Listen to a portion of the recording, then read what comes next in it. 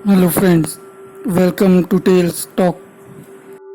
दोस्तों, ये स्टोरी हमें हमारे एक सब्सक्राइबर ने भेजी है और अपना नाम ना जाहिर करते हुए वो बताती हैं कि कुछ साल पहले हमारे घर एक अम्मा जी काम करती थी। ये 2005 का फैब था। वो बहुत मजबूरी में काम कर रही थी। ना उनकी सेहत अच्छी थी, ना उनका काम में दिल लगता था।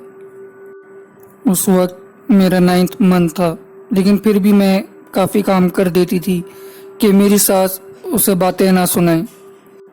मेरी सास ने उसे कम पैसों में रखा हुआ था, इसलिए दूसरी नहीं रख रही थी। एक दिन वो काम पर आई तो काफ़ी बीमार थी।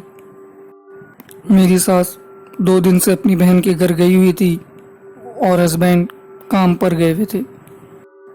और जेठ 10 बजे उठते थे तो उनको नाश्ता दिया, कपड़े इस्त्री किए और वो फिर अपने दोस्तों में निकल गए। मासी की तबीयत ख़राब थी तो वो कुछ देर सो गई। इतने में मैंने सारा काम कर लिया। जब काम ख़त्म हुआ और मासी भी उठ गई तो वो आकर मेरे पास बैठ गई। कुछ देर बैठी तो उसने अपनी बातें शुरू कर दी। बातों बातों में उसने अपने बचपन का किस्सा भी सुनाया, जो मैं आज आपको यहाँ अपनी ज़बानी सुनाने जा रही हूँ। उन्होंने बताया कि बेटा, मेरा घर पंजाब में है। छोटा तो नहीं है, लेकिन कच्चा पक्का है। 3 बड़े कमरे हैं और छत पर जाने के लिए लकड़ी की सीढ़ी लगी हुई है। सामने बावर्ची खाना था, जिसकी छत दरख्त की टहनी से बनाई हुई थी और साथ 2 छोटे कमरे भी थे। इसके अलावा घर में 3 बड़े और कमरे थे। 2 छोटे कमरों में एक हाजत का और दूसरा नहाने का। अगर हमें रात को रफ़ा हाजत करनी होती थी तो 2 साथ जाते थे, क्योंकि अकेले जाने में खौफ आता था। रात को काली बिल्ली अचानक पता नहीं कहाँ से आ जाती थी। जो भी बाहर जाता था उस पे गुर्राती थी। आगे खेत थे और बाकी घर काफ़ी दूर दूर थे। रोड से काफ़ी अंदर की तरफ था हमारा घर। मेरे अब्बा गल्ला उगाते और बेच देते थे। साथ ही हमने छोटी ज़मीन पर काफ़ी सब्जियां भी लगाई हुई थी, जिससे हमें काफ़ी बचत हो जाती थी। अम्मा मेरी छोटी बहन को संभालती और खाना वगैरह देखती थी। मैं और मेरी बड़ी बहन सफाई का काम करते और मेरा भाई, जो कि बड़ा हो चुका था, तो अब्बा के साथ बाहर काम करने जाता था।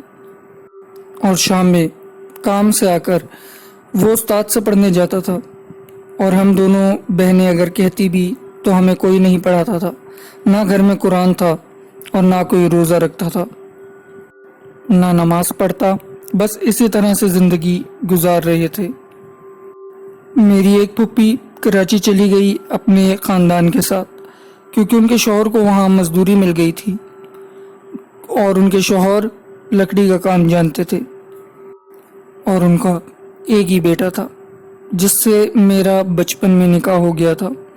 वो मुझे अक्सर रात को बुलाता और हम लोग बातें किया करते थे। एक दिन उसने मुझे छत पर बुलाया। सब सो गए थे। मेरी उम्र उस वक्त 12 साल थी, लेकिन जिस्म के हिसाब से मैं 18 साल की लगती थी। उसने मुझे बहलाकर मेरे साथ कुछ कर दिया और मैं दर्द के मारे वहीं बैठी रही। सुबह अम्मा ने बहुत सुनाई कि कहाँ थी, काम कौन करेगा, मगर मैं पूरा दिन बिस्तर पकड़ के बैठी रही और बुखार में तपती रही। 3 दिन बाद जब होश आया तो मैं बहाने से पुप्पी के घर चली गई। मेरे शौहर घर पर नहीं थे। उनकी नंद ने याद दिलवाया कि वो लोग कराची चले गए हैं। वहाँ से मैं वापस आ गई। अभी मुझे इन बातों का पता नहीं था, लेकिन मैं डर रही थी कि वो कराची से कैसे आ गया और उसने जो मेरे साथ किया। मैं इतना बीमार हो गई। शादी के बाद तो कोई भी ऐसे बीमार नहीं होता। मैं डर कर चुप रही, लेकिन कुछ महीने बाद मेरी हालत ख़राब होती रही। मैं मोटी होती चली गई और आंखों के नीचे हल्के पड़ते चले गए। अम्मा अब्बा सब परेशान थे। कैसे हुआ क्या है कोई हकीम, कोई दाई कुछ ना बता सकी। मैं पूरा दिन कुछ नहीं खाती थी, मगर फिर भी मेरा पेट भरा हुआ होता था।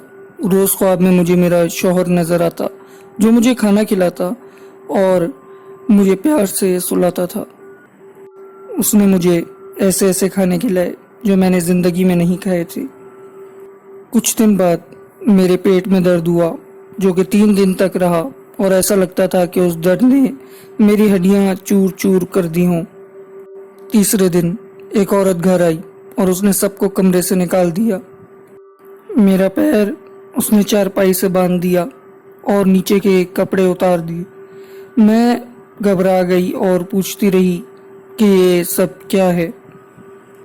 उसने कहा कि अब तुम्हारी सारी मुश्किल हल हो जाएगी, बेटी आराम से बैठ। और इतने में मेरा शौहर मेरे सिरहाने आकर खड़ा हो गया था। फिर वो सिरहाने आकर बैठ गया और मेरे हाथ पकड़कर बालों में उंगलियां फेरने लग गया और तसल्ली देने लगा कि अब तुम्हारे पास कोई मुश्किल नहीं आएगी, अब तुम्हारी ज़िंदगी आसान हो जाएगी। मेरे पेट का दर्द बढ़ता गया और होश कम होता रहा। कुछ समझ नहीं आ रही थी कि ये सब क्या हो रहा है। वो औरत मेरी टांगों के बीच बैठी रही और मैं निढाल रही। मुझे बस इतना याद है कि जब मुझे होश आना शुरू हुआ तो ऐसा लग रहा था कि मेरा शौहर उस औरत से कुछ बात कर रहा है। उसकी गोद से कुछ लेकर चला गया। होश आने पर वो वहाँ नहीं था। इस औरत ने मुझे दूसरे कपड़े पहनाए, तैयार किया और बाहर ले गई। सबको बोला कि इसके पेट में रसूली थी, मैंने निकाल दी। मुझे पड़ोस के गांव से बुलाया था कि बच्ची बीमार है, मैंने इसको ठीक कर दिया है, अब ये बीमार नहीं होगी। उसने कुछ पाउडर दिया और अम्मा को बताकर चली गई कि ये किस वक्त देना है। वो दिन और आज का दिन मेरी तबीयत नहीं संभली, ना मैंने किसी को बताया कि क्या हुआ था। जब मेरी रुखसती हुई तो मैंने शौहर से पूछा कि आपने उस दिन मुझे क्यों बुलाया था। तो उसने कहा कि मैं कराची से सिर्फ शादी के लिए आया हूँ और उससे पहले मैं कभी भी नहीं आया। तो मैंने झूठ बोलकर बात ख़त्म कर दी।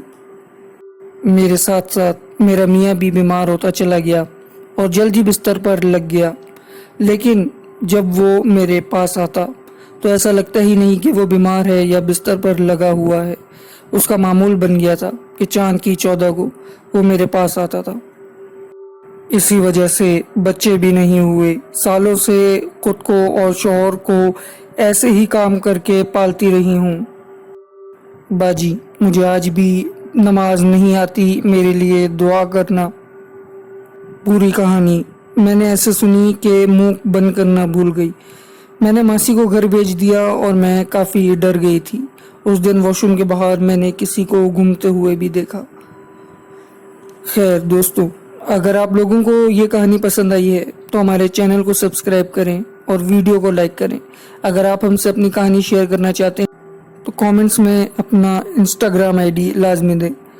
दोस्तों, हमें अपनी राय से आगाह करें और चैनल को सब्सक्राइब करना ना भूलें। शुक्रिया।